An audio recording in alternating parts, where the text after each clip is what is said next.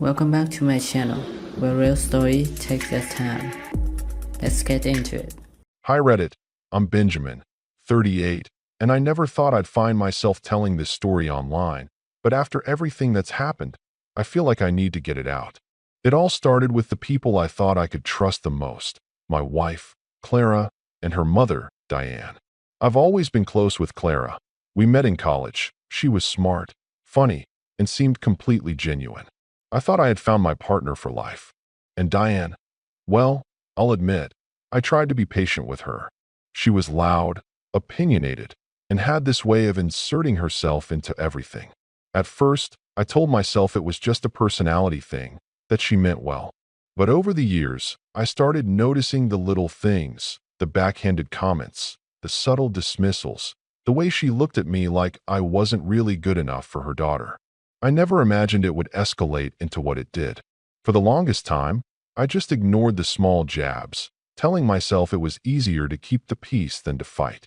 I worked long hours to support our life together, managing a demanding career while trying to be present at home. I loved my wife, and I thought our relationship was strong enough to withstand Diane's overbearing tendencies. But the night everything changed, the night that still plays in my mind over and over, it became painfully clear that Clara and her mother had been undermining me in ways I hadn't fully realized. It began on a Thursday night. I had been out late finishing up a project, one of those all-day, brain-draining tasks that left me running purely on caffeine and exhaustion. I came home to a quiet house, which usually would have been nice, but something felt off immediately. The lights were dimmed unusually, and I could hear the faint clink of glass from the kitchen. I stepped in and was greeted by a scene I wasn't prepared for. Clara was sitting at the kitchen island, perfectly composed in a dress she never wore for me, and Diane was perched on a chair nearby with that smug, knowing look she always carried. There was a half-empty wine glass in Diane's hand, and Clara's expression was cold. "Benjamin, you're home late," Clara said, her voice tight. "We were just talking."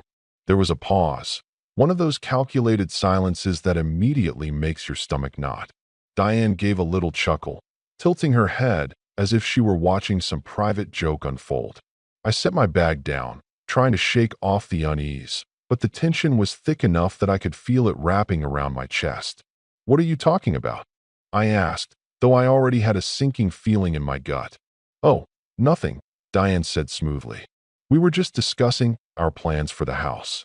Since, you've been so busy with work, we thought it might be best if we—" She waved her hand as if brushing me away. "Just take over a few things for you." I froze. Take over? My house. Our home. I felt a wave of disbelief hit me.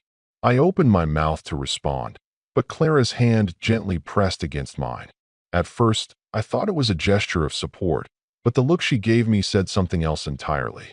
It was sharp, cutting, almost triumphant. My heart started racing.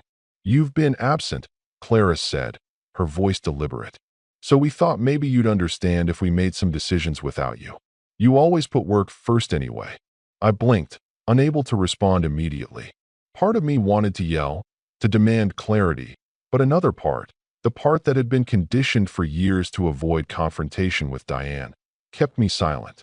I felt my pulse in my temples as Diane leaned back in her chair, swirling the wine in her glass, and smirked. There was something so deliberate about the way she was enjoying this moment. Then Clara said the words that still echo in my mind. "Actually, Benjamin, we think it's better if you don't stay here tonight." I stared at her, thinking my ears must be deceiving me. "Wait, what?" I managed. "You heard me," Diane said, her tone syrupy but deadly. "You should just go. It's late, and it's probably for the best if you stay somewhere else tonight. We've already arranged it." "Arranged it?" My confusion was turning into shock. "Arranged what? Where am I supposed to go?" Clara's expression hardened, and she finally met my eyes fully. "Somewhere you belong more tonight than here. It's temporary, of course. Just don't come back until we're ready." I felt my chest tighten as the words sank in. This wasn't a joke. This was deliberate. They were kicking me out of my own home, my own wife, my life. And Diane, with that triumphant smirk, seemed to feed off the humiliation radiating through the room. I don't remember much after that, mostly a blur of disbelief and anger. I grabbed a coat and left, stepping out into the cold night, trying to make sense of the reality that my wife and her mother had effectively turned me away from my own home.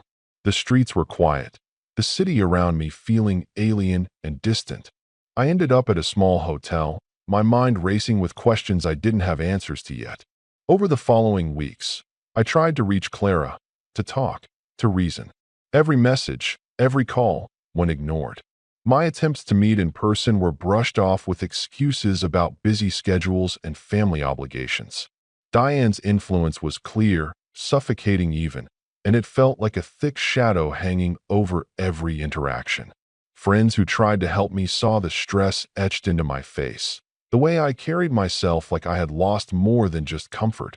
I had lost my sense of home, my sense of security, my dignity. The worst part wasn't just being kicked out. It was the way they did it, the way they laughed quietly behind closed doors while I tried to process the betrayal. It wasn't just a disagreement, it was a statement. And that statement cut deeper than I expected. I kept replaying the night in my mind, analyzing every gesture, every smirk, every look Clara and Diane had exchanged. It was deliberate, cruel, and completely unexpected. But here's where it starts to get weird. Over time, the pain and humiliation started to shift into something else. Anger turned into planning, frustration into strategy. I began quietly observing, piecing together their habits, their schedules, their patterns. Every time I thought about returning, the thought wasn't just about going back. It was about being ready, being prepared for the moment I could reclaim what was taken from me. The weeks dragged on. I stayed out of sight, quietly rebuilding, learning, and watching. Clara, as far as I could tell, thought she had won. Diane gloated in small ways, mentioning me in passing, all without knowing that I wasn't defeated. And every time I heard her name, every time I saw a glimpse of them online or through friends, it fueled something I hadn't expected: determination. I started collecting information, not out of spite, but because it became clear that understanding them was the only way to reclaim my life. The more I watched, the more their arrogance became their weakness. Their overconfidence, their habit of assuming I'd stay down, it was all going to be used against them. I began noticing the little cracks, the moments where their facades slipped, the subtle power plays that eventually left them exposed to anyone paying attention. I can't say exactly when it happened, the shift from fear to focus, but I knew I wasn't going to wait any longer. Months had passed, and I was ready to make my move. But I wasn't going to rush in blindly. I needed a plan, a way to make sure the next time I stepped across that threshold, it wasn't just a return, it was a revelation. And that's where we are now. I've been working quietly, collecting pieces, waiting for the perfect moment. The anger is still there, yes, but it's been honed into precision. I can almost feel it in my bones. The moment when I stepped back into that house, when Clara and Diane realized that the man they thought they had humiliated is no longer the same man they kicked out in the middle of the night. It didn't take long for the situation to worsen. At first, I thought being pushed out of my home was a one-time, shocking incident, a cruel moment of ego and control from Clara and Diane. I assumed once the initial anger subsided, we might be able to talk, reason, even patch things over. I was wrong. That night was just the beginning. What followed over the next few weeks and months was a carefully orchestrated, constant undermining that left me questioning everything I thought I knew about the people I loved most. I started hearing stories from friends, neighbors, even coworkers who had been caught in the middle of what I can only describe as Diane's silent campaign to rewrite my role in our lives. At first, they seemed harmless, or at least easy to dismiss. "Oh, Benjamin left because of work," they'd say, without realizing the full truth. "Clara probably just needs some space." But the more I heard, the clearer it became. Diane had been rewriting the narrative, painting me as the villain in our marriage.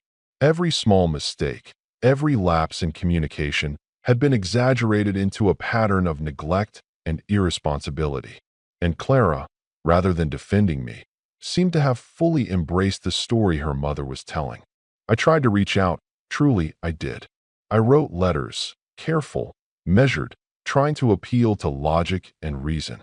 I asked for a simple meeting to talk, to understand what had shifted so drastically. But every attempt was ignored or deflected.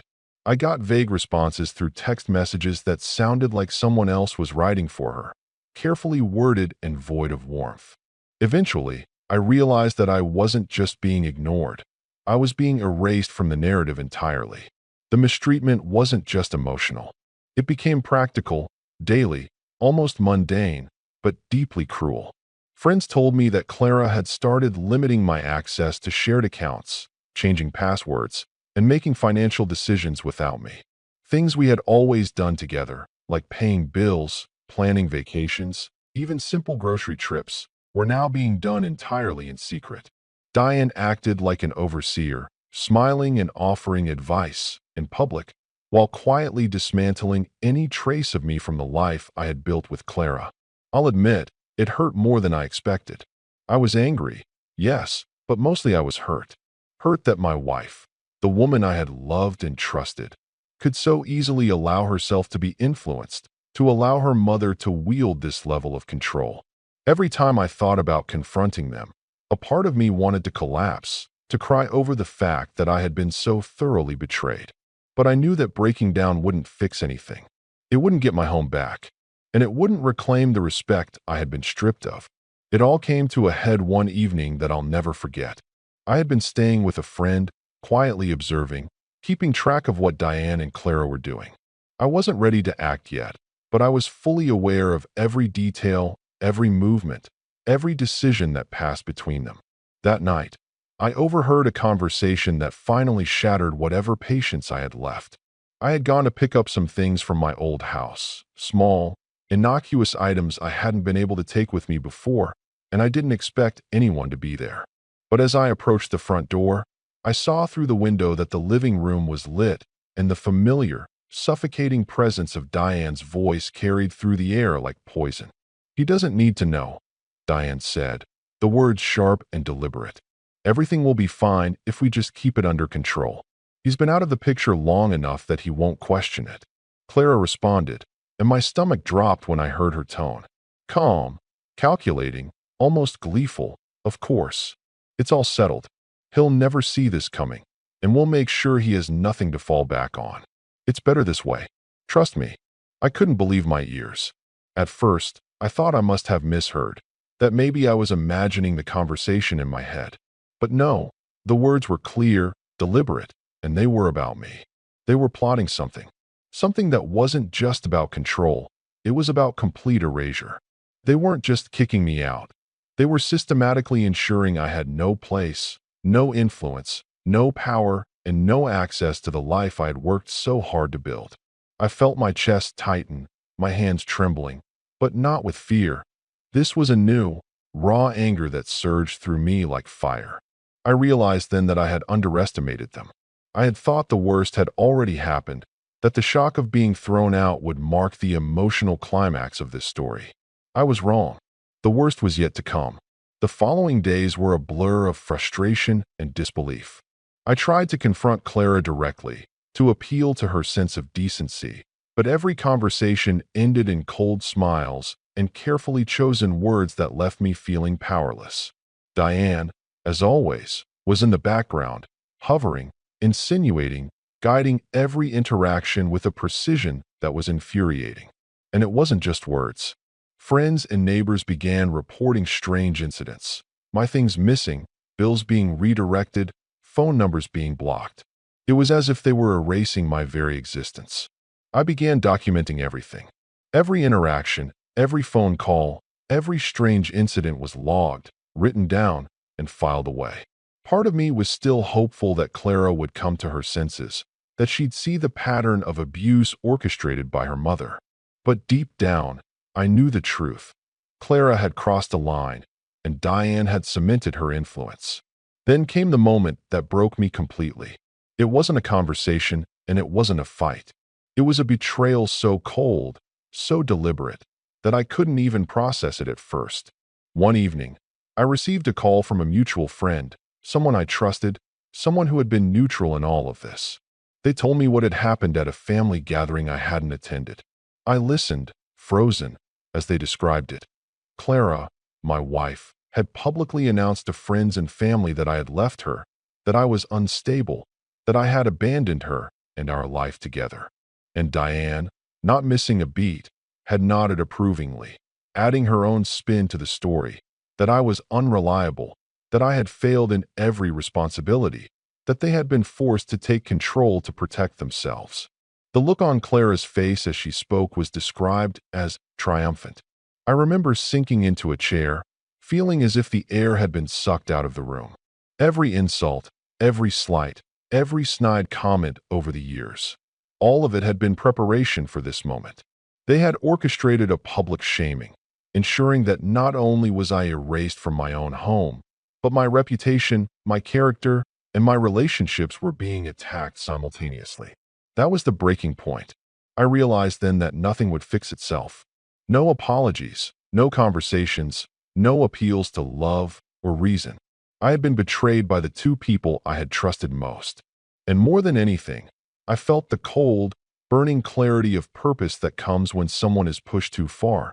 I was not going to accept this.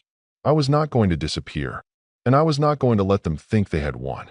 I started planning, quietly and meticulously. Every interaction, every small advantage I could gather, every crack in their armor became a piece of the puzzle. Diane's arrogance was obvious once you looked closely, and Clara's blind trust in her mother's judgment created opportunities one never had before. I began to see patterns, to anticipate moves, to prepare myself for the day I would return. Not as the man they humiliated, but as someone they would have no choice but to recognize, someone who could reclaim what was rightfully his. It wasn't about revenge at first. It was about justice, about reclaiming my life, my dignity, my home. But slowly, as the weeks turned into months, the idea of making them face the consequences for their cruelty became more and more satisfying. I began imagining the moment of their shock, the way they would realize that the man they tried to erase was not only still standing, but stronger, smarter, and fully aware of every move they had made. After the public betrayal, I felt like I had been wiped from existence. It wasn't just the humiliation, though that alone was devastating. It was the sense that the people I trusted most had systematically rewritten reality to cast me as the villain. For a while, I couldn't even think straight. Every time I tried to process what had happened, the scenes from that night, the conversations I overheard, and the accounts from friends replayed endlessly, like a broken record. I would wake up in the middle of the night drenched in sweat, heart hammering, convinced that if I went back to the house, even just to pick up something personal, they'd find a way to humiliate me all over again. I hit rock bottom in more ways than one. Living in a small, temporary apartment that my friend had graciously offered me, I felt like my life had been reduced to nothing. The quiet hum of the city outside my window felt like the world mocking me. Every siren, every car horn reminding me that I had lost my place, my stability, my home. Simple tasks felt monumental: groceries, cooking, even trying to sleep without the constant gnawing anxiety. I started doubting myself in ways I never had before. Maybe Diane and Clara were right. Maybe I had failed. Maybe I truly didn't belong there anymore. I stayed in that spiral longer than I care to admit. I spent nights pacing, staring at the ceiling, replaying every conversation, every decision I had made over the past year. And then, somewhere in the middle of that suffocating despair, I realized something. I wasn't going to rebuild my life by waiting for them to come around. I wasn't going to reclaim my dignity by begging for acknowledgement. If I wanted anything back, I would have to take it on my own terms. It started small. I focused on myself first, my health, my routine, my mental state. I began exercising consistently, even simple things like morning runs and hitting the gym 3 times a week. Every drop of sweat, every sore muscle became a symbol that I was reclaiming control over my own body, the one thing Diane and Clara couldn't touch. I started meditating, forcing myself to confront the anger, the betrayal, and the fear head-on instead of letting them fester into despair. Slowly, I began to feel like myself again. Not the version of me that had been naive and trusting, but a sharper, more aware version who knew exactly what had happened and exactly what it meant for my future. Work became another outlet. I had been fortunate to have a career that allowed some flexibility, but now I doubled down. I took on challenging projects, pushed myself harder than ever, and started networking quietly with people I had admired from afar. I didn't just want to regain stability. I wanted to build something bigger, something undeniable. While Diane and Clara were busy plotting how to erase me, I was quietly laying the foundation for a life that they couldn't touch. Money management became part of my strategy too. I had been somewhat dependent on shared resources with Clara, but I began saving aggressively, investing carefully, and creating separate accounts and assets that were completely out of their reach. It was empowering, almost intoxicating, to realize that I was slowly constructing a fortress of independence, brick by brick, around myself. The more I built, the smaller the shadow of their betrayal seemed.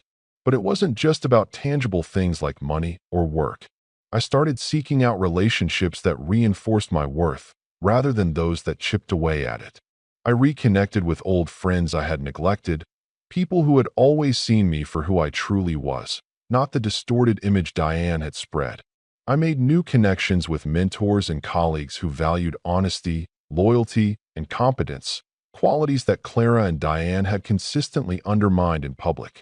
These relationships reminded me that I was not alone, that I was not powerless, and that the world was bigger than the small, toxic orbit that Diane had tried to trap me in. Even with all of this rebuilding, the loneliness was brutal. I missed the home I had built, the life I had envisioned with Clara. Some nights I sat in my empty apartment staring at the wall, imagining what it would be like to walk back into that house and feel the warmth of normalcy again. But the longing slowly transformed into something else: determination. The desire to reclaim what was mine wasn't just about comfort. It was about proving to myself that their cruelty would not define my life. As the months passed, I noticed subtle changes in myself. I was more confident in meetings, more decisive in my personal choices, and more assertive in social situations. I stopped questioning my worth based on someone else's perception. I began to embrace the idea that being strategic, patient, and composed was not just smart, it was powerful. The anger that had once consumed me became fuel, a quiet, burning energy that pushed me to be smarter, faster, and more calculated than I had ever been. I also began documenting everything meticulously. Emails, texts, witness statements, financial records. I filed them away, organized and ready. I wasn't ready to confront them yet, but I wanted every piece of evidence at my disposal. The meticulous organization became almost therapeutic. It gave me a sense of control, a sense that no matter what Diane and Clara had done, I could eventually turn the tables in my favor. During this time, I stumbled upon an unexpected source of strength. A local community organization that I had volunteered with years ago offered me opportunities to consult and mentor. At first, I hesitated. I was still reeling from betrayal and humiliation.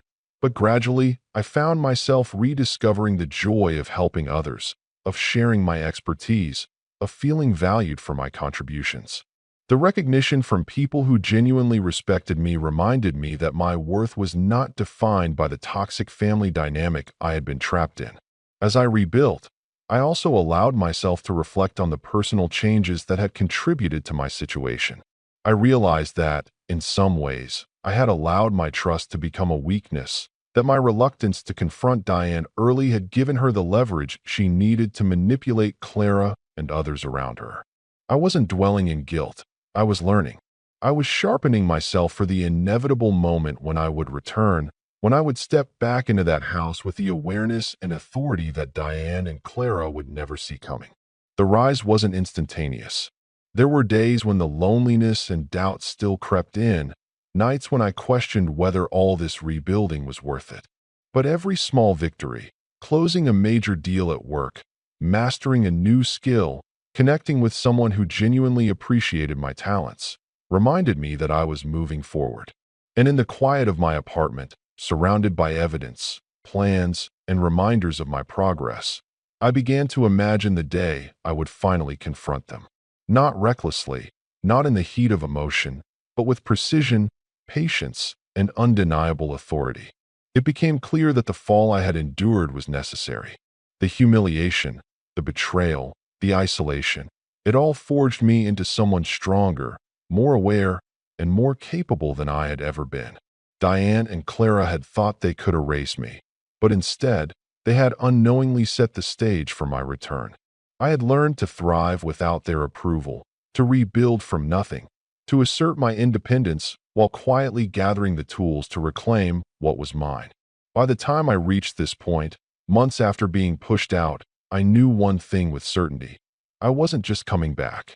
I was coming back as someone they wouldn't recognize, someone who had taken everything they thought they had destroyed and transformed it into power. The anticipation of that moment became almost intoxicating. I could feel it in my bones. The look on Clara's face when she realized that the man she and her mother tried to erase was standing tall, composed, and fully in control. And though I was ready to strike, I knew the timing had to be perfect. I wasn't going to rush, because rushing would spoil the satisfaction, the inevitability of it all. I had learned patience, strategy, and restraint. I had learned to rebuild not just my life, but my confidence, my authority, and my sense of self-worth. And when the moment finally came, Diane and Clara would see that their actions hadn't just failed. They had created the very force that would ultimately bring them to their knees. By the time I reached the point where I could think about returning, the man I had been before that fateful night was unrecognizable. Not physically, but in every sense of the word. I had rebuilt my confidence, my independence, and, most importantly, my sense of control. Months of meticulous planning, quiet observation, and patient preparation had transformed the despair I felt after being kicked out into a sort of power I hadn't known I possessed. The fall had broken me, yes, but the rise had forged something sharper, something disciplined, something impossible to ignore. I started by revisiting every interaction, every slight, every betrayal. Diane's patterns were consistent once I paid close attention. She loved to manipulate through appearances, always projecting calm, refinement, and control in public while orchestrating chaos behind the scenes. Clara, on the other hand, was more predictable than I had realized. Her loyalty to Diane was unwavering, almost reflexive, and her decisions were often guided by the desire to avoid conflict or embarrassment. That predictability, I realized, was a strength I could leverage. I began by quietly reconnecting with friends and acquaintances I had lost contact with during the chaos. Not in a desperate attempt to rebuild my social network, but to gather information. What had Diane said at gatherings? What stories had Clara told others? Who had witnessed their manipulations firsthand? I was careful to approach these conversations casually, almost as if I were seeking advice or catching up, but in reality, I was piecing together a map of their behaviors, their social circles, and the vulnerabilities they had revealed to others without realizing it. At the same time, I started quietly reclaiming financial independence. I had already begun separating accounts and assets, but now I looked for opportunities to consolidate my position in ways that Diane and Clara couldn't anticipate. I invested in projects, strengthened my career, and built resources that would later give me leverage. It wasn't about revenge yet. It was about ensuring that when I returned, I would do so from a position of undeniable strength. I couldn't risk being perceived as vulnerable again. The slightest hint of weakness could undo months of preparation. One of the most critical steps was building my own support network. I found mentors, colleagues, and allies who appreciated my skills and judgment, people whose approval and validation were meaningful but independent of Clara and Diane's influence. These weren't just friends, they were witnesses, advisors, and, in some cases, future allies in the small battles I was planning. They reminded me that my world didn't revolve around the whims of a toxic mother-in-law and a complacent wife. The more I invested in these relationships, the more confidence I regained in my own judgment, and the more I realized that my eventual return could be executed with precision rather than desperation. Meanwhile, I kept my presence in Clara and Diane's world minimal but strategic. I didn't appear in person, I didn't reach out directly, but I monitored subtle shifts in their lives. I noticed patterns in their schedules, the people they interacted with, and even the small choices they made regarding the house and finances. Every detail was a puzzle piece, and I was slowly putting the full picture together. I learned when Diane hosted gatherings, when Clara was likely to be distracted, and when they assumed I was nowhere near. Each of these observations became part of a mental map that would guide my eventual return. I also began to reflect on my own approach. This wasn't going to be a reckless confrontation. I had to be calculated. I had to strike when the timing was perfect and ensure that their humiliation, while satisfying to me, also served a deeper purpose, demonstrating that their cruelty had consequences and that I was not to be underestimated. I visualized scenarios over and over in my mind, imagining reactions, rehearsing lines, and anticipating excuses or countermoves they might attempt. This mental preparation became almost obsessive, but I welcomed it. Each imagined scenario strengthened my strategy and fortified my resolve. Part of the setup involved leveraging information in ways Diane and Clara would never anticipate. For instance, I learned that Diane often made financial decisions without consulting anyone else, assuming her authority was absolute. I also discovered that Clara had confided in a few mutual friends about personal insecurities and her perception of my absence. These seemingly trivial pieces of knowledge were gold. They would allow me to maneuver in ways that felt natural, almost accidental, while still creating maximum impact when the moment arrived. I also paid close attention to optics. Diane thrived on appearances, on the projection of control and refinement, so I knew that the psychological impact of my return would matter as much as any factual evidence I presented. I envisioned walking into my own house not as a defeated man, but as someone whose presence demanded acknowledgement. Every element, from my demeanor to my timing to the people accompanying me, had to be designed to disrupt the narrative Diane and Clara had spent months constructing. And then there was the patience aspect. I had learned the hard way that rushing was dangerous. In my initial attempts to reconcile or intervene, I had been met with calculated indifference and mockery. Now, patience was my greatest weapon. I didn't need immediate satisfaction. I only needed the right moment, the perfect alignment of circumstances to execute a return that would leave them reeling. Months of planning had taught me that timing, more than anger or confrontation, would ensure the most profound impact. During this period, I also took the time to refine my own presentation, my style, my confidence, the way I carried myself. Every detail mattered. The way I dressed, the tone of my voice, the subtle expressions that communicated authority without aggression. I knew that part of Diane's strategy was psychological. She relied on intimidation and subtle manipulation, so I needed to embody a presence that couldn't be easily unsettled. I practiced in private, rehearsing conversations, body language, and even casual remarks that could later serve as tools in the confrontation I was planning. One of the most delicate parts of the setup was gauging Clara's loyalty.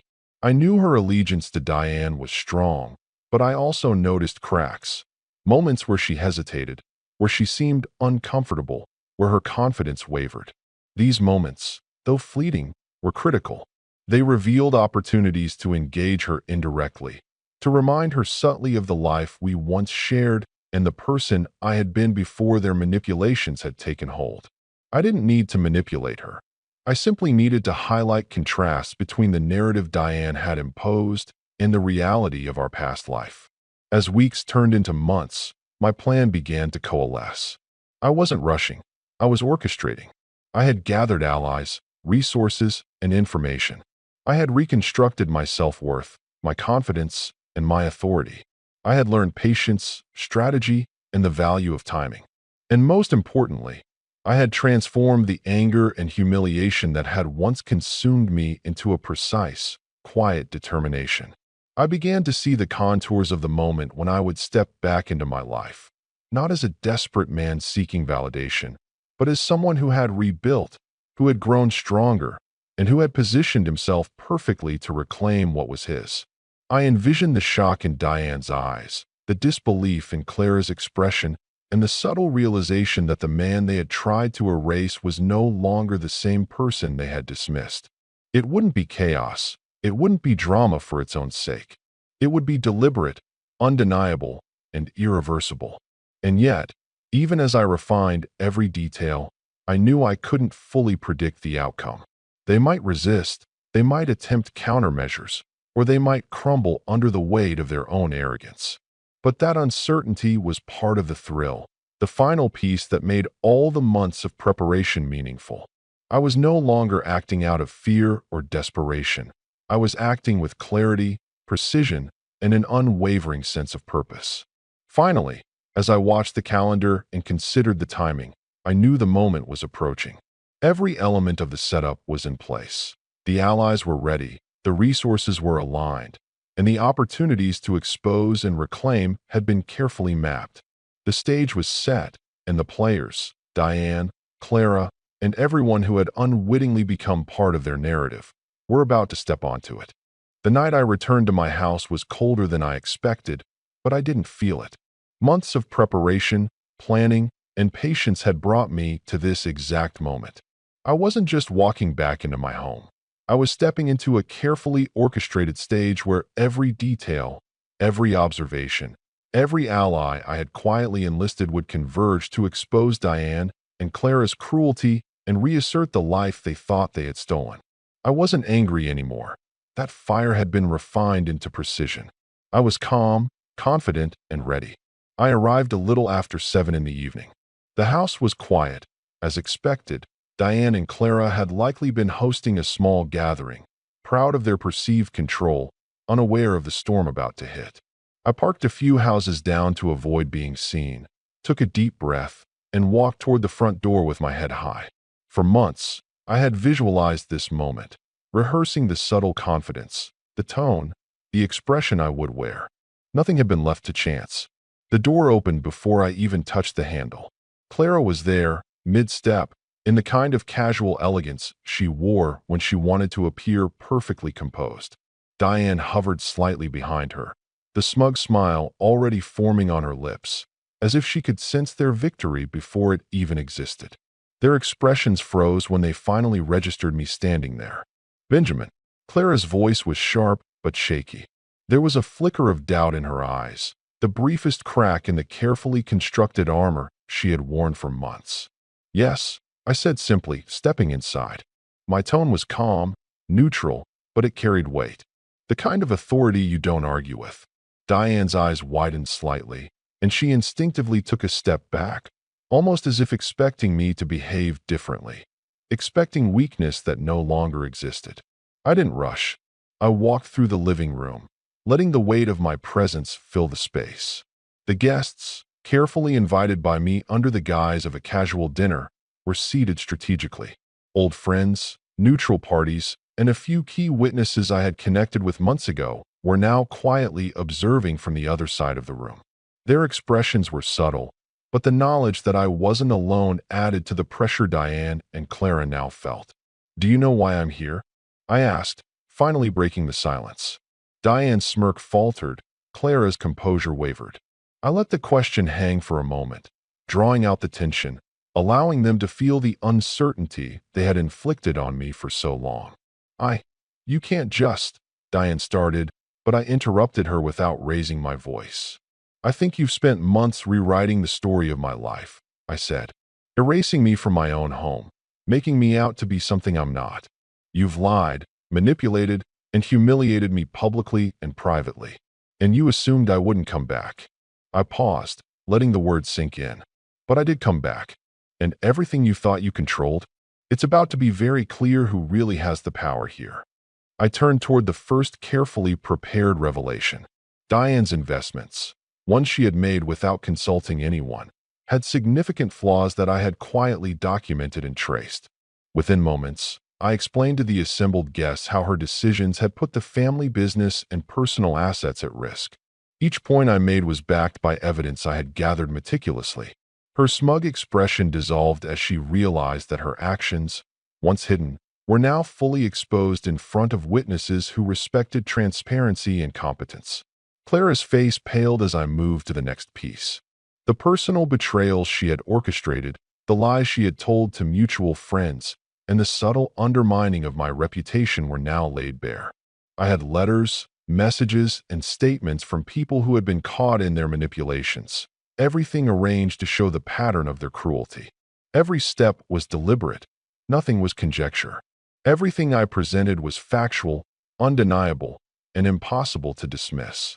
I watched as Diane's hand trembled slightly, and her wine glass, previously clutched with confidence, slipped from her grasp and shattered on the floor. The sound echoed like justice itself, a simple, perfect punctuation to the months of tension and humiliation I had endured. Clara instinctively reached to steady her mother, but I didn't flinch, didn't step back.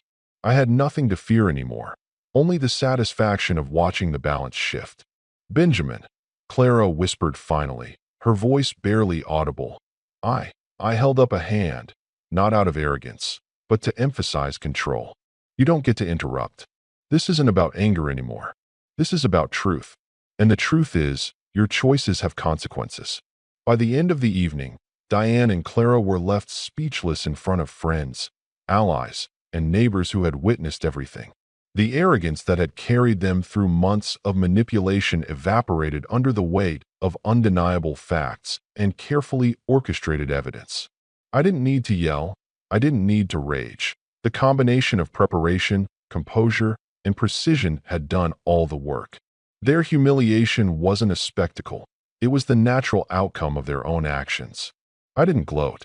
I didn't linger. I made one final move, one that sealed the narrative completely. I quietly reclaimed control of the house, not through confrontation or force, but through legal channels and evidence-based claims that no one could dispute. Diane and Clara could scream, protest, or make excuses, but the foundations they had tried to undermine were now solidly mine. Every asset, every account, every decision-making responsibility was legally and practically back in my hands. I turned to the room one last time, meeting the eyes of those who had watched the drama unfold. They nodded subtly, acknowledging that this wasn't just a personal victory. It was the result of patience, strategy, and unwavering resolve. Diane avoided my gaze, and Clara's lips pressed tightly together, the pride and defiance she once wore now replaced by disbelief. As I stepped outside that night, the air was crisp and quiet. I took a deep breath, feeling the weight of the months of planning and patience lift from my shoulders. I had been humiliated, erased, and betrayed, but now I had reclaimed everything. Not with rage, not with confrontation, but with calm, precise, and undeniable action. I glanced back at the house one last time. Diane and Clara were inside, staring through the windows, realizing too late that their control had been an illusion, that their cruelty had been the very thing that ensured my return with authority. And as I walked away, I realized the most important part of all this. I hadn't just taken back my home and my dignity. I had taken back my life. And nothing they could ever do would ever diminish that again. For the first time in months, I felt free. I'm Ryan, 27, and I have never felt more like a guest in my own family than I did that night. My dad, ever the perfectionist when it comes to appearances, had managed to secure a table at one of the city's priciest wedding receptions. $70 steaks, paired wines, the whole 9 yards. From the moment we arrived, I could feel the tension buzzing beneath the surface, though at first it was subtle, almost polite. My brother, Jason, had brought 3 friends I barely knew, all laughing a little too loudly, elbows brushing over the crisp, white linen tablecloth. Dad shot them a sharp look from across the room, one of those looks that could cut through glass, and muttered, "You should have stayed home." His tone wasn't just criticism. It carried that familiar sting of disappointment that seemed to follow me throughout my entire life. His new wife, Marla, caught his eye and added with a faint huff, "At least they're polite." I nodded along as if my compliance could somehow smooth over the tension in the room, but inside I was already bristling. I could see it, the way Dad's gaze flicked toward me, almost measuring, almost calculating. I had spent the entire drive oversteeling myself, knowing this dinner wasn't really about celebrating the wedding. It was about showing off wealth, status, and family image, and making it painfully obvious who was favored in his eyes. That night, though, something inside me was quietly simmering. Jason had always had this effortless charm that let him skate past Dad's critiques, while I, the quiet one, the one who quietly paid my own bills and worked my way up without leaning on family, somehow always ended up in Dad's crosshairs. As the server brought out the first round of cocktails, Jason and his friends launched into jokes and teasing that, under different circumstances, might have been funny. But here, in this glass and gold ballroom filled with strangers, it sounded like a calculated performance meant to provoke. Dad's hand twitched, as if he wanted to slap something, and Marla's lips pressed together, a faint smirk tugging at the corners. I took a slow sip of water, trying to keep my voice steady and my mind focused. It was going to be a long night. As the plates arrived, I noticed the subtle differences immediately. Jason's steak was practically a masterpiece, glistening under the soft lighting, while my own meal felt like an afterthought, more filler than indulgence. The server, busy with Jason's table, didn't even glance at mine once he had distributed the perfectly paired wine. And that's when the first real pang of anger hit me. I'm used to being overlooked. I've been invisible to Dad, sidelined by the family, and even blamed for causing tension when I dare to speak my mind. But seeing it here, in front of everyone, made it impossible to ignore. I felt every smirk, every haughty glance, every tiny gesture like a pinprick. Jason leaned back in his chair, arms spread like he owned the space, and I caught Marla's eyes on me again. That smile, it wasn't friendly.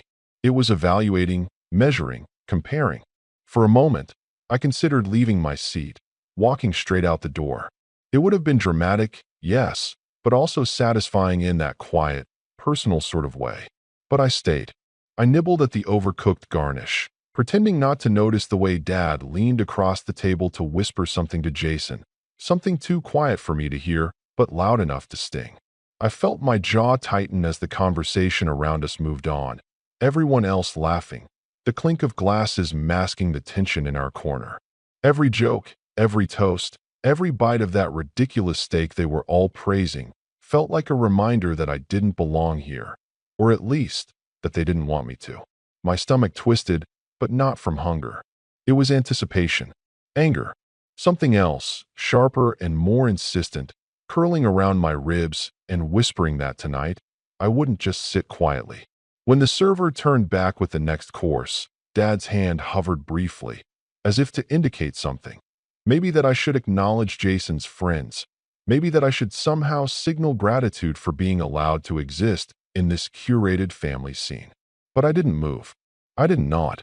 I didn't say anything. Instead, I stood up. The room's murmur dulled, a few heads turning in mild surprise as I straightened my back. I could feel the heat of attention settling on me, the quiet judgment, the impatience, the curiosity. And in that charged silence, I said, not in a whisper but clear enough for everyone near the table to hear, the words that had been growing inside me for months, simmering, waiting for this precise moment. The table went still. My dad's eyes flickered with disbelief. Marla's mouth twitched as if holding back something she shouldn't. Jason froze mid-laugh, his fork hovering over his steak. And for the first time that night, I felt something I hadn't in years, the weight of authority, of being noticed, of claiming a space I had always been told I didn't deserve. My words lingered in the air, and I could feel the tension coiling tighter, sharper, around the family dynamic, ready to snap. It was the first real crack in the polished facade, the first moment where I wasn't just a shadow at the table. I didn't know exactly where it would lead, but I knew one thing. Tonight would change everything. And that's when Dad finally spoke, his voice low and trembling with that mix of anger and disbelief that I had learned to recognize over decades. "Ryan, what?" he started, but I held up a hand, and in that pause, the entire room seemed to lean in, waiting, as if sensing the storm about to break. I took a breath, steady, deliberate, savoring the shift in energy. The first ripple of chaos was about to hit, and there was no turning back. I could feel every eye in the room fixed on me as the words I had just spoken hung in the air, an invisible line drawn between me and the rest of my family. My voice had been calm, steady, but the impact was immediate. Dad's face turned red, a slow burn of anger creeping up his neck, and Marla's smile dropped into a thin line, sharp as a knife. Jason's friends shifted uneasily, looking between him and me, clearly caught off guard by the sudden tension. My own hands were steady, though inside, my chest was pounding with adrenaline. I had spent so long suppressing every irritation, every insult, every slight, that the feeling of finally standing up, of finally being seen, was almost intoxicating. Dad's voice cut across the clinking of glasses and soft murmur of other guests. "Ryan, sit down. Now." The word now was laced with all the authority he thought he wielded over me, but this time, it bounced off, powerless. I shook my head slowly. "No, I'm standing." My words were deliberate, carefully measured. I didn't want to yell. I wanted to make him realize how long he had let things fester, how long he had taken me for granted. Jason, smug and oblivious as always, let out a small, mocking chuckle. "Wow, Ryan. Big speech for a table of strangers. Don't tell me you're finally growing a backbone." His tone was teasing, but I caught the edge of malice. He enjoyed this, the ability to poke and provoke me in front of everyone, confident that Dad would shield him from any consequences. But this time, it wasn't working. I met his gaze evenly, letting the silence linger, letting him feel what I had felt for years, the sting of being ignored, the frustration of watching him glide through life without consequence. Dad slammed his hand on the table, rattling the cutlery and drawing a few startled glances from nearby diners. "Ryan, this is ridiculous. You're embarrassing the family." I exhaled slowly, keeping my tone calm but firm. "You've embarrassed me for years, Dad. And now, I'm done pretending it doesn't hurt." My words struck like ice against the warmth of the reception hall. I could see the flush on Dad's face deepen, the tightness around his jaw, the way his hands trembled ever so slightly. Marla's eyes, sharp and calculating, darted toward the server, as if she were trying to gauge the room, assess how far I might go. Jason's smirk had vanished entirely, replaced by a flicker of nervousness he tried to mask with a cough. The first course was mostly forgotten as the tension thickened. Jason's friends fidgeted, unsure of how to react, stealing glances at their phones and whispering among themselves. The contrast between the perfect, curated wedding experience and the storm erupting at our table was almost surreal. I realized then how long I had been hiding, how often I had swallowed insults to keep the peace, to avoid confrontation, to be the good child, while Jason thrived on favoritism. Then came the subtle digs, small, almost imperceptible, but sharp nonetheless. Dad started correcting me in front of everyone, his tone clipped and clinical, detailing what I had supposedly done wrong in my work, my choices, even my posture. "You really should have known better, Ryan. This isn't how one behaves in a civilized environment." Marla chimed in softly, her words coated with honey but edged with venom. "We just want what's best for you, dear. You wouldn't want to ruin the celebration for everyone, would you?" Every phrase was like a needle in my ribs. The words, the disdain, the assumption that I was incapable, that I was somehow lesser than Jason. It was a pattern I had memorized but never fully faced in front of outsiders. And now, here, at this ostentatious wedding reception, it was on display for anyone paying attention. My hands curled into fists under the table, the knuckles white. I could feel the anger growing, but also a deep, piercing sadness. For years, I had been compliant, polite, careful not to upset the balance, and yet this was all I had ever received. Comparison, judgment, invisibility. Then came the final straw. Jason, emboldened, reached across the table with one of his friends and casually brushed my water glass aside, knocking it nearly off the table. "Sorry, Ryan," he said with a grin that should have been charming but came off cruel. "Didn't see you there." Everyone at the table laughed lightly, a ripple that felt more like mockery than amusement. Dad didn't say a word. He never did when Jason pulled these stunts. But I caught Marla's satisfied little nod, her eyes sparkling as if she approved of the humiliation. That moment, small in isolation, crystallized everything for me. The injustice, the favoritism, the endless subtle betrayals, the years of being dismissed. I realized then that no amount of standing quietly or swallowing insults would ever earn me their respect. This wasn't about a dinner. This was a lifetime of being second best, of being measured against someone who never earned the privilege but always received it.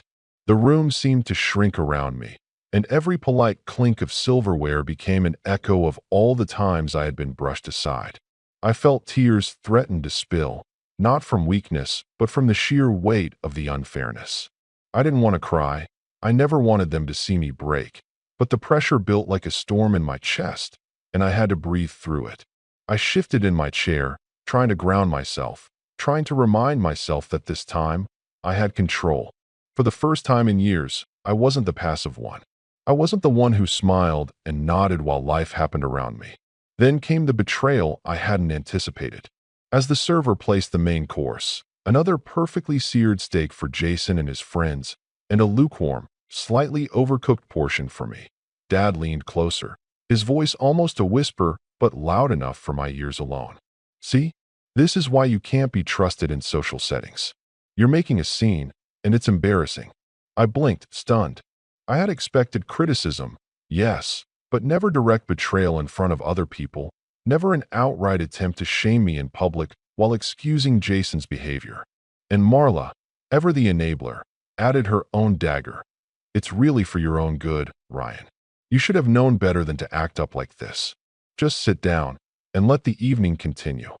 I looked around, suddenly hyper-aware of the other guests, the quiet murmur of conversations, the way people were glancing toward our table with curiosity.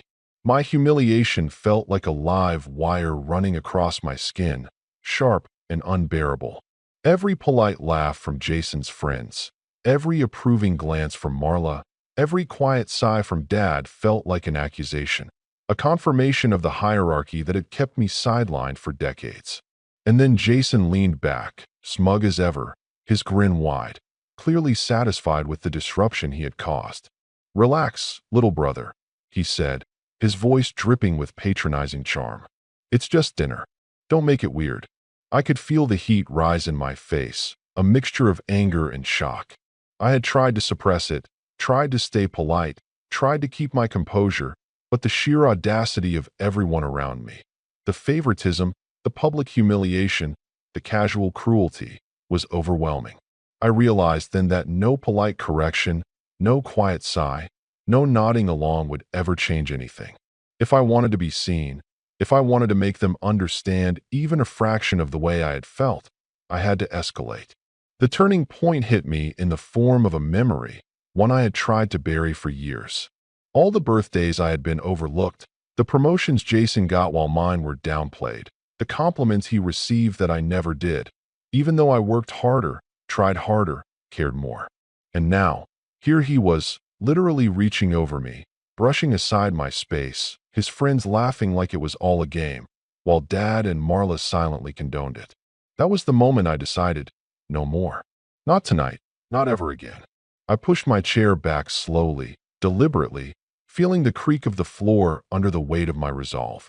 The murmurs around us shifted as people sensed the tension rising to a breaking point. I took a deep breath, letting the emotions settle into a cold, precise clarity. I wasn't just angry anymore. I was strategic. I would not allow this humiliation to pass unnoticed. I would not play the good, obedient child ever again. As I stood, the ambient noise of the reception seemed to fade, the chatter and music blending into a dull hum. Dad's eyes widened, a flash of fear, or was it disbelief, crossing his face. Marla's posture stiffened, her thin smile frozen in place.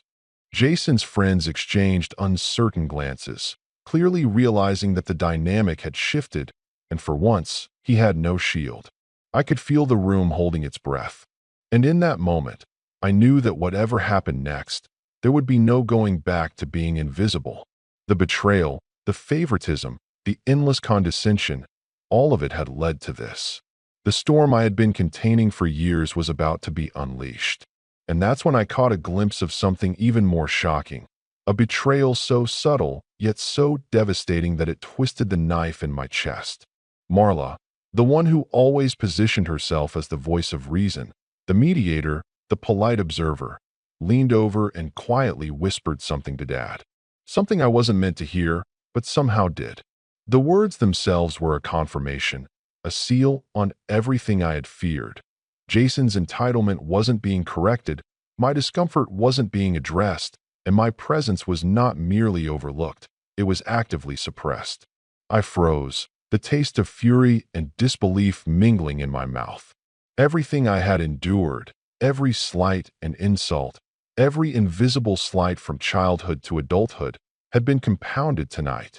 And in that moment, I realized that the battle lines had been drawn. This wasn't just about a dinner anymore. This was about decades of neglect, favoritism, and betrayal. And I was finally ready to fight back. The table went silent, and I could see the flicker of unease spreading across the faces of those around me. The server paused mid-step, unsure where to place the next plate. Jason's smug confidence faltered, his friends shifting nervously. Dad's jaw tightened, and Marla's carefully maintained composure wavered for the first time. And me? I felt alive in a way I hadn't in years. Terrified, yes, but also unshakably determined. After that night, I felt like I had been ejected from a world I had never truly belonged to. The humiliation and betrayal were suffocating. I couldn't sleep, couldn't eat properly, and every message from Dad or Marla felt like a reminder that I had been pushed aside once again. For days, I replayed the events over and over in my head. The way Jason leaned back in his chair, the subtle smirk on Marla's face, the flicker of disbelief in Dad's eyes when I stood up. It was like a movie I couldn't turn off, except this one was painfully real. I felt hollow, as if I had lost something essential, not just respect from my family, but some part of myself that had quietly hoped things could be different. I stopped answering calls. I avoided social media because every post about family events or milestones made my chest tighten. For the first time, I considered giving up on trying to maintain a relationship with them at all.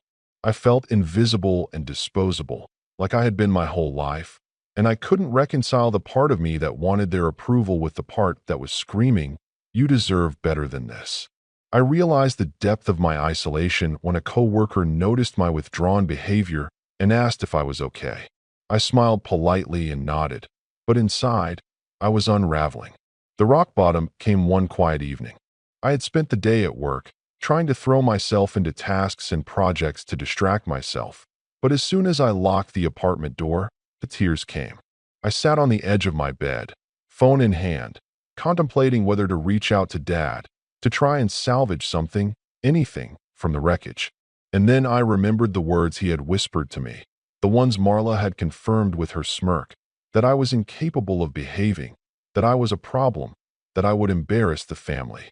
The sting of those words cut deeper than any confrontation at the wedding. And at that moment, I realized that my family, at least the version I had believed in, was gone. But as I sat there, curled into myself, something shifted. A faint, stubborn spark began to glow, faint at first, like a candle flickering in the darkness. I had spent years allowing others to define my worth, letting Dad's and Marla's approval, or lack thereof, dictate my mood, my confidence, my sense of self. And now, I realized, if I didn't take it back, if I didn't claim it for myself, no one else would. The first step was small, almost imperceptible. I picked up a notebook I kept tucked under my bed and began to write. Not a letter to Dad, not a manifesto for Jason or Marla, but a record of my own thoughts, my own ambitions, my own dreams. Over the next few weeks, I threw myself into building a life that didn't revolve around my family's validation. I joined a small networking group for professionals in my field, attended workshops, read everything I could about entrepreneurship, finance, and personal development. Each session, each book, each small connection I made was a brick in the foundation of a new identity, one where I didn't have to apologize for existing. Slowly, I began to feel the first real glimmers of self-worth I had ever experienced. It wasn't easy. There were moments when I doubted myself, moments when I felt tempted to text Dad, to try to explain, to reason, to reclaim the familiarity of being part of the family. But each time, I reminded myself, I wasn't seeking revenge yet. I was preparing. I was growing. I was reclaiming the parts of myself that had been buried under years of favoritism and subtle cruelty. Work became both refuge and launchpad. I started volunteering for higher-profile projects, taking risks that I would have shied away from before, and slowly, my confidence grew.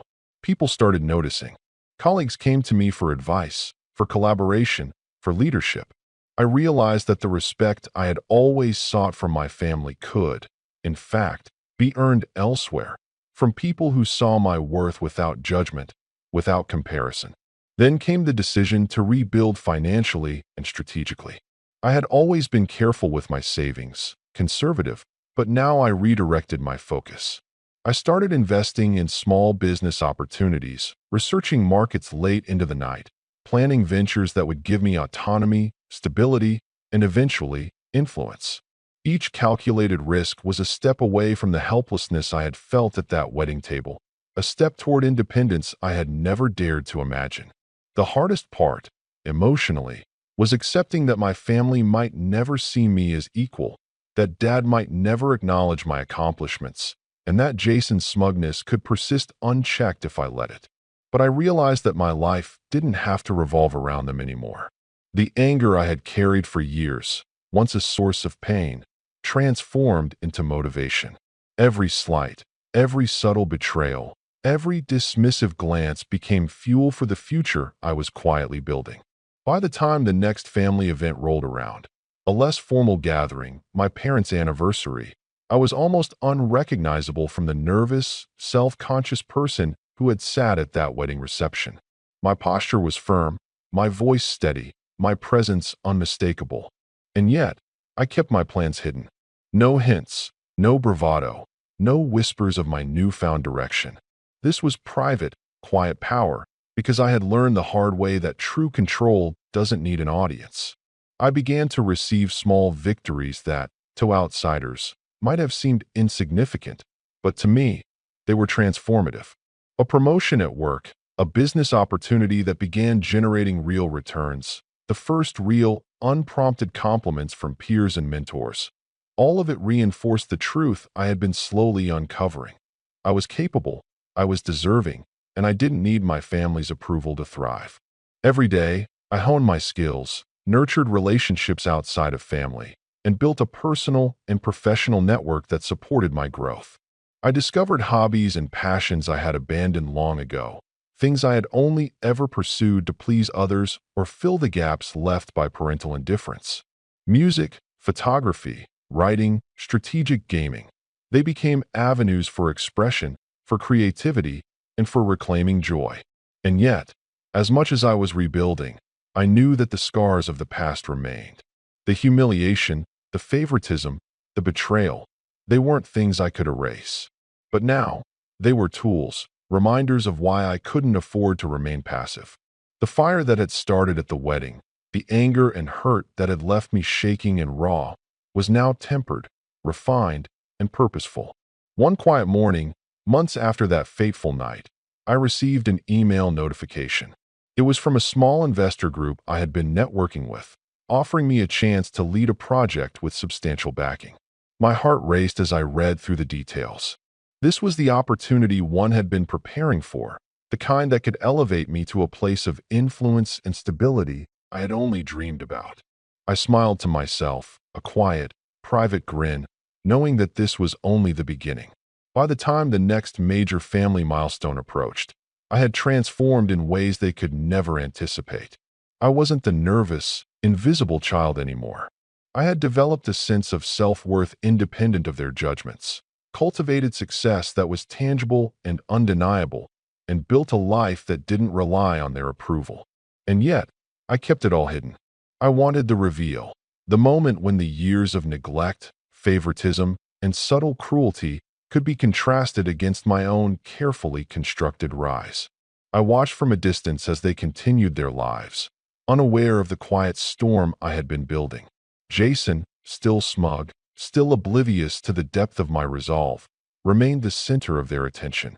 Dad continued to critique from afar, Marla's thin smile never faltering when it suited her. And me? I waited. I grew stronger, more confident, more capable each day, knowing that when the time came, the fall of the old hierarchy would be swift and undeniable. And it was in that quiet waiting, in the months of rebuilding, that I discovered something I had never known before: the satisfaction of knowing your worth, the empowerment of creating your own path, and the intoxicating sense of control that comes not from revenge itself, but from knowing that one day the balance would shift, and that when it did, I would be ready. The stage was set, the foundation was solid, and the moment I had been preparing for, the reckoning, was drawing closer. I just had to wait, just had to let them continue their lives unaware, confident in their superiority, while I quietly, meticulously built a future that they could never imagine. After months of quiet rebuilding, I finally reached a point where I wasn't just surviving, I was planning. Not impulsively, not in anger, but with the cold, methodical precision of someone who had spent years being underestimated. I had power now, not just in the form of money or influence, but in knowledge, confidence, and clarity. And as I looked at the people who had caused me years of frustration, humiliation, and resentment, I realized that they had left themselves vulnerable. The arrogance that had shielded them from consequences, the favoritism that had allowed Jason to skate through life without effort, the casual cruelty that Dad and Marla had wielded like weapons. They had created a perfect environment for the kind of reckoning I had been quietly preparing for. The first step was reconnaissance. I couldn't act blindly. That would be a mistake, and I had learned too much to make mistakes now. I started paying attention to the family's routines, their weaknesses, the things they valued most. Dad, obsessed with appearances and reputation, had a pride that bordered on vanity. Every detail mattered to him: the right invitations, the right image, the right circle of influence. Marla, manipulative and calculating, thrived on controlling perception, carefully positioning herself as the gracious mediator, while subtly undermining me whenever possible. And Jason, the golden boy, the one who had so effortlessly basked in approval, was reckless, cocky, and overconfident, the kind of person who underestimated others because he had always been shielded. I began by creating a timeline of upcoming events, social gatherings, and family milestones. Weddings, birthdays, business dinners, and casual brunches, they were all opportunities. Some I could leverage, some I would bypass until the moment was perfect. I started documenting every slight, every injustice, every instance where I had been overlooked or humiliated. Each note, each memory, became a tool, a reminder of why I was doing this and what was at stake. I wasn't just planning revenge for a single event. I was orchestrating a complete rebalancing, a demonstration of power, of control, of worth. Next, I built allies. Not many. I didn't need many, but the right ones. There were colleagues who had always recognized my potential and quietly encouraged it, friends who had seen me at my lowest and supported me without judgment, and even a few distant relatives who had been quietly critical of Dad and Marla's favoritism but lacked the courage to confront it. Each person I approached was carefully chosen, someone whose loyalty was proven and whose participation could be relied on.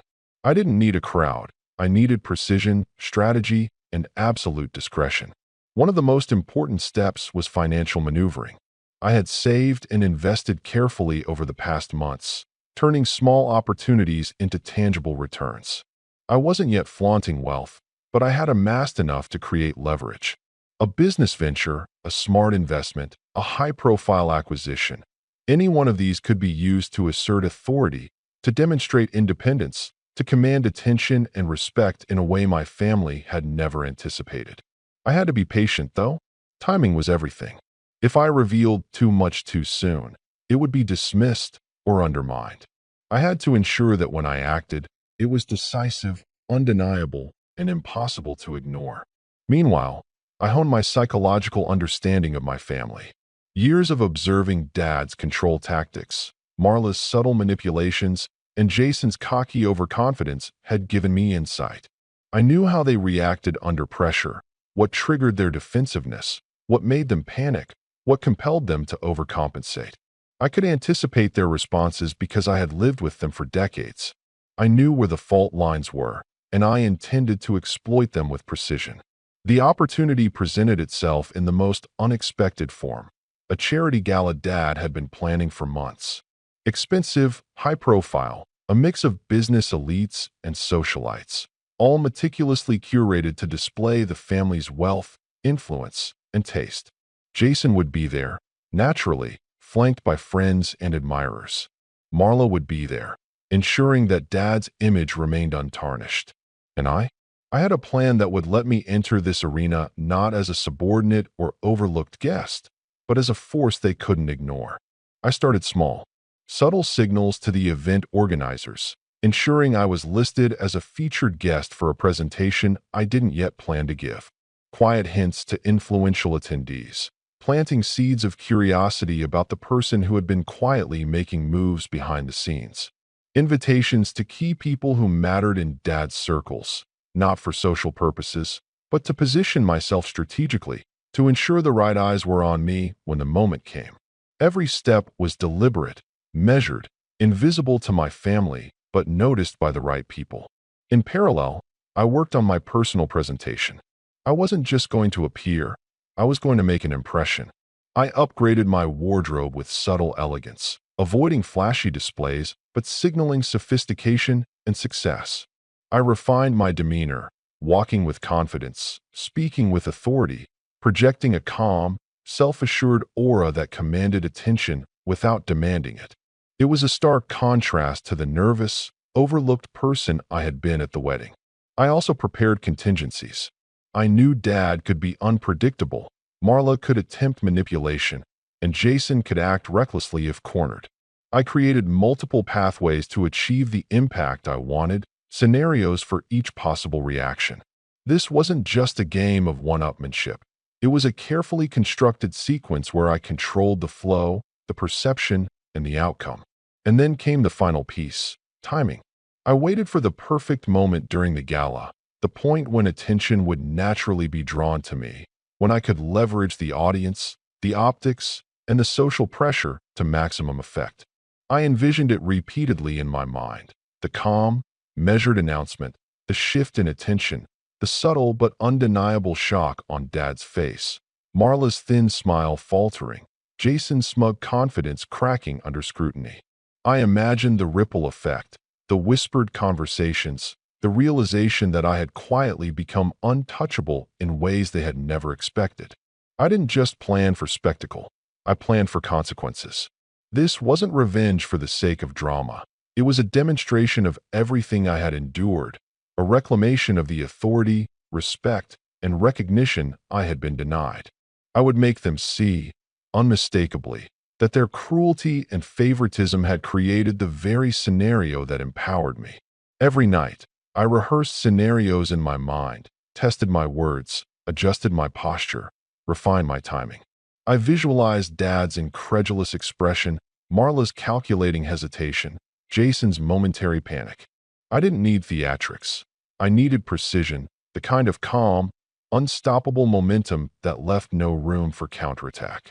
And through it all, I maintained the outer appearance of calm neutrality. My family continued to see me as compliant, quiet, unremarkable, unaware that beneath the surface, I was orchestrating the shift of power that would redefine our dynamic forever. Every phone call I avoided, every carefully worded message I sent, every subtle interaction with allies and influencers built toward the crescendo. The more I observed Dad and Marla, the more I realized how predictable they had become. Their overconfidence was their weakness. Their focus on appearances blinded them to the subtle moves of someone who had nothing to lose and everything to gain. Jason's reliance on charm and entitlement meant he could be flustered, embarrassed, and ultimately undone with minimal effort. And I, after years of strategic patience, had the foresight to strike at the right moment, in the perfect arena, with the perfect impact. As the gala approached, I felt a quiet thrill that I hadn't felt in years. Not fear, not anxiety, but power. Not the kind that comes from wealth alone, but the kind that comes from knowledge, preparation, and the quiet certainty that the moment of reckoning was imminent. The stage was set. Every ally, every move, every piece of preparation aligned for the perfect orchestration of events. I could feel the shift already, even before I arrived. Whispers among the staff, subtle acknowledgments from influential attendees, the faint ripple of curiosity. Everything pointed to the moment when my presence would no longer be overlooked. And as I checked my reflection one last time before leaving my apartment, I caught the spark in my eyes, the determined set of my jaw, the quiet readiness that had been forged from months of humiliation, planning, and growth. I wasn't just going to show up. I was going to rise, and when I did, my family would see, in no uncertain terms, the consequence of their neglect, favoritism, and cruelty. And that realization, waiting to unfold in the hearts of those who had underestimated me for decades, was a satisfaction that no mere victory could ever match. The gala was everything I'd rehearsed in my head 1,000 times. Polished chandeliers, a hum of conversations wrapped around the soft clink of cutlery, the kind of curated warmth that made you forget there were real people beneath all that polish. Dad looked every inch the man who thought he owned the room. Perfect tie, practiced smile, the way he nodded at introductions like he was handing out approvals. Marla floated near him, the embodiment of composed hospitality. Jason was in his element, grinning at anyone who gave him attention, his friends clustered around like loyal satellites. Everything on the surface screamed the same old story. But I layered the room with small detonations, quiet conversations with the right people, a handful of suppliers and clients who'd agreed to wait for a prompt, a few influential attendees who would act like witnesses when the moment came. I had a short, simple speech prepared, but the impact wouldn't be in my words alone. It would be in the timing, the optics, the faces in the crowd that would slowly turn from polite interest to the sharp edges of realization. When the MC announced the evening's program, I sat still and steady, an island of calm. Dad rose when it was his turn, chest forward, a practiced line ready about community and generosity. He spoke with that same polished cadence he used to smooth over awkward dinner topics, and the room obliged him with applause. I watched the way people reacted to him, deferential, impressed, tuned to the grandeur of the moment. I felt the old familiar ache, then the sharp thrill of knowing I'd been the one quietly ensuring that some of those applauses had an entirely different reason tonight. Dad finished, basked in the warmth, and then the MC asked if any guests had remarks. A dozen hands politely remained folded. I stood. I walked to the podium without a tremor, because I had rehearsed how it felt to occupy attention now in a way that didn't plead or justify. I'd spent months building competence so real it wouldn't require a counselor's approval or a plaque on the wall. It would speak through results. I cleared my throat, and the room leaned in, a natural reflex to anybody who took a microphone during a gala. "Good evening," I began, voice calm and even. "I'm Ryan. Some of you know me as Paul's son, the quiet one who's been around at family events. Tonight, I'd like to share something a little unexpected." A polite ripple. Dad's smile froze in a way I'd never seen. Half amusement, half curiosity. Marla's eyes slitted, measuring. Jason raised an eyebrow like he'd heard a good joke was coming. I let the hush build.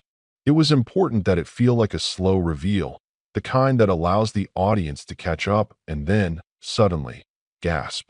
"A few months ago," I continued, "I started a small venture with a few colleagues and investors. It began as a community initiative, but grew into something bigger than we expected. We focused on sustainable logistics, helping small suppliers scale without losing control to predatory middlemen. The kind of work Dad talks about wanting to help, but rarely follows through on." Polite laughter, nervous, because people didn't know whether this was modesty or showmanship. I proceeded. "We recently closed a financing round and acquired a controlling stake in a regional logistics firm that handles distribution for several of the suppliers many of you rely on. Over the next quarter, we'll be rolling out programs to increase pay for workers, stabilize contracts, and provide transparency throughout the supply chain. Our first partner list includes several names that, until now, have been associated with the old guard, companies that Dad has publicly praised for years." A few eyebrows climbed. The crowd is a sea of faces, and it's fascinating how quickly they read the room. Some in the front row exchanged surprised glances. A supplier I'd quietly contacted weeks earlier, an older man with inked hands who'd nodded to me at the cocktail hour, lifted his glass with a tight smile. I had one more beat. I had reserved that beat for the knot that would pull at Dad's prestige contracts, the part where status meets money. In fact, I said, and my voice folded into a deliberate, almost conversational tone, we've negotiated to take over distribution for 3 contracts Dad's company has been touting publicly this past year. We approached them quietly and offered better terms for the workers and more transparent reporting for the clients. They accepted. There it was, audible interest. A few people shifted, the sound like stones nudging together. Dad's smile thinned. He lifted his hand, a reflexive attempt to cut me off, but etiquette in a ballroom is like gravity. Once someone else leans in, others follow. This wasn't about taking anything from anyone, I continued. It was about doing what we say we care about. If you want to honor charitable values, you have to be willing to let go of the things that contradict them. Contracts shouldn't be trophies. They should be tools for good. Now the murmurs grew. Guests who had admired Dad's philanthropic posturing were suddenly curious. Someone at the back whispered, "Is this the one the paper was teasing about?" A woman who chaired a regional foundation looked at Dad with a new shade of appraisal. Marla's composed countenance faltered. She shot him a look that was equal parts calculation and panic. Jason, who'd been leaning back in his chair throughout, tensed like a coiled spring. His friends were scanning their phones, possibly searching for threads or news. He tried to laugh it off, a small forced chuckle, but it didn't land. The laughter didn't join him. The room no longer followed his lead. I didn't gloat. That was never the point. The power was in the quiet, clinical dismantling of the image that had been propped up for decades. I'd spent months ensuring the facts supported every syllable. This wasn't rumor or spiteful rumor-mongering. It was strategic, ethical, and backed by contracts and commitments signed in the right places. And because it was real, it cut where it mattered, reputation. Dad stood, pale. "Ryan," he said, voice controlled but shaken. What are you doing? You know I've worked my whole life to build relationships." "You build relationships with optics," I said, soft enough to ensure it was between us if he chose, loud enough that the front tables heard. "I build systems that give people actual leverage. There's a difference." Marla tried to smile. "We just want what's best for the community," she said. The words were empty. I could see the people in Dad's network reevaluating the social credit they'd previously extended so easily. The MC, sensing the shift and wanting to maintain decorum, tried to smooth things. "A round of applause for both he faltered, glancing between me and Dad, and stopped. The applause that came felt strained, uncertain. The room's energy had been split clean down the middle. But the real domino I'd set in motion was a quieter one. A moderate-sized but influential client who'd been sitting near the back rows. He was someone whose endorsement Dad had always craved, an investor and respected member of the community. "I'd like to add," he said, "that Ryan's team has been more transparent with our quarterly expectations and worker protections than anyone I've dealt with in years. If this is the direction the sector moves in, I'll be moving my other contracts there as well." That statement was a public confirmation, and confirmations are what break illusions. People who had once admired Dad's name began to whisper about efficiency and ethics. Those in the room who'd seen the slow erosion of trust in opaque operations recognized the value of what I'd done. Friendships you'd expected to hold steady in the face of anything began to tilt toward pragmatism. Dad's name still carried weight, but the scaffolding that had propped it up, client endorsements, supplier loyalty, community respect, was shifting, and he couldn't stop it. Jason's face went white. He rose unsteadily and tried to storm toward me, voice raised, the old entitlement ready to roar back into existence. But his friends, sensing which way the wind was blowing, hesitated. The formerly eager satellites didn't orbit as closely. There was the faintest glance, an unspoken question of whether they wanted to be associated with a sinking constellation. Dad tried damage control, complimentary words, promises of new initiatives, the kind of grandstanding he'd always used to paper over cracks. But the difference this time was the room's reaction. People were listening to the substance rather than the sound. A few seconds in the past would have seen polite nods and an easy forgiveness. Tonight, the nods were absent. Guests asked pointed questions about deliverables and oversight. Marla attempted to charm individual donors, but the conversations ended quickly, the donors excusing themselves, eyes elsewhere. I left them flailing in a social aquarium I'd rearranged without a hammer. It felt clinical, almost surgical. No screaming, no melodrama, just an elegant realignment that left the old king sitting on a throne with fewer subjects. After the gala, the fallout was a slow, humiliating drip. Contracts Dad had assumed as entitlements began to shift. Vendors who'd once accepted his terms openly now asked for transparent reporting. Suppliers I'd quietly approached for months moved their loyalty not because of a public kiss and makeup, but because they saw the practical benefit of stable, fair deals. There were private messages, some apologetic from people who'd been complicit, others sharper, offended, and defensive. But the net result was the same. Dad's cachet diminished in places that mattered. People stopped taking his name for granted. Jason shrank in ways I'd never seen. The smugness that had been his protective coat peeled away, revealing an uncertainty I recognized because I'd felt it myself. He called my name a few times in texts that tried to be conciliatory, peppered with thin flattery, but I didn't respond.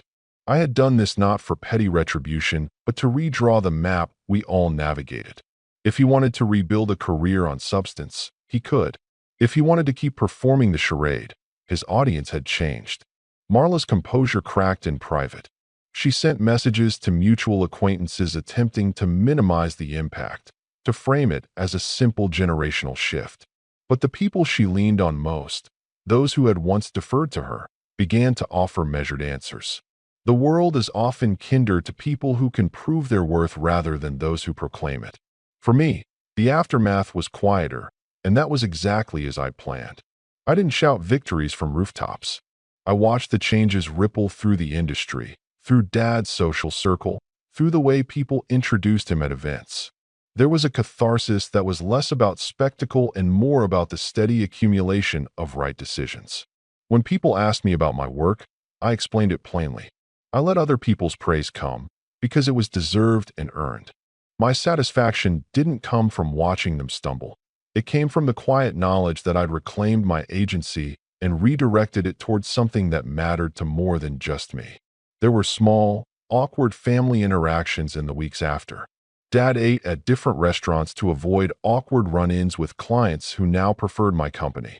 Jason posted photos of charity plaques that felt like performances instead of achievements. That stung, briefly, but then it faded under the weight of tangible progress. I had a promotion that continued to grow into something substantial, and my team, and my sense of self, expanded in ways the wedding night could never predict. Some nights, when the hubbub of work was over and the city outside softened into hum, I would replay the image of Dad at that podium, his practiced smile replaced by a twitch of disbelief, and I'd feel a gentle, almost private relief. Not triumph in the shallow sense, not the kind that is loud and gloating, but a deep, rooted calm that comes from finally aligning your life with what you know you can do when your hands aren't being held back by someone else's insecurity. People asked me later if I felt guilty. I didn't. That's not because I enjoy causing pain. Far from it. But because the choices I'd made were measured, aimed at restoring balance rather than exacting cruelty. The worst thing they'd done to me was teach me how much I could endure. The best thing I did in return was refuse to be defined by their unwillingness to see me differently. Months passed, and the family dynamics adjusted to a new normal. Dad's invitations lost their earlier sheen. People now considered whether attending served their own values rather than blindly signaling allegiance. Jason found fewer automatic doors opening. He began to partner with a startup that needed a charismatic face, and, slowly, he learned. Marla recalibrated. She became less insistent in social settings, quieter in her maneuvers, perhaps because the currency of image had lost a little of its power. One afternoon, sometime later, Dad called. The voice was tentative, smaller than I remembered. He wanted to meet for coffee. I could have declined. I didn't. We talked. Not about grand reconciliations, but about practical things, an upcoming event, mutual contacts, polite inquiries about health. He said, "Finally, you did a good thing with the logistics project." It was awkward, stilted, but it mattered.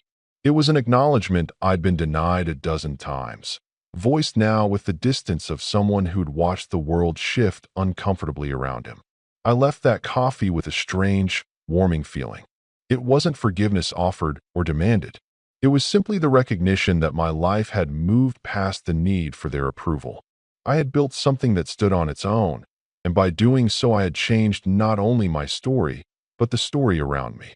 Sometimes revenge is loud, public, and messy. Sometimes it's quiet and exacting, an edifice of competence that replaces the brittle structures of entitlement.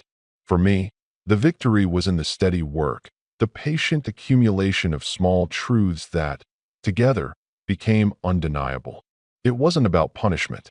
It was about justice measured in dignity, in fairness, and in letting the people who'd lied to themselves about their moral superiority feel the small, disorienting loss of certainty. Years from that night, when I walked into rooms I hadn't been invited to as a child and was met with genuine respect, I thought about how strange it is that the simplest thing, being treated with decency, felt like the most radical act. I thought about the way Dad's smile had faltered when his audience began to look for substance over shimmer. And I felt a quiet, final satisfaction, not from watching them fall, but from knowing I had built a life they could no longer ignore, a life that was mine in every sense. I raised my glass that night at the gala, not to them, but to myself, and the clink felt, for once, like the sound of finally being seen.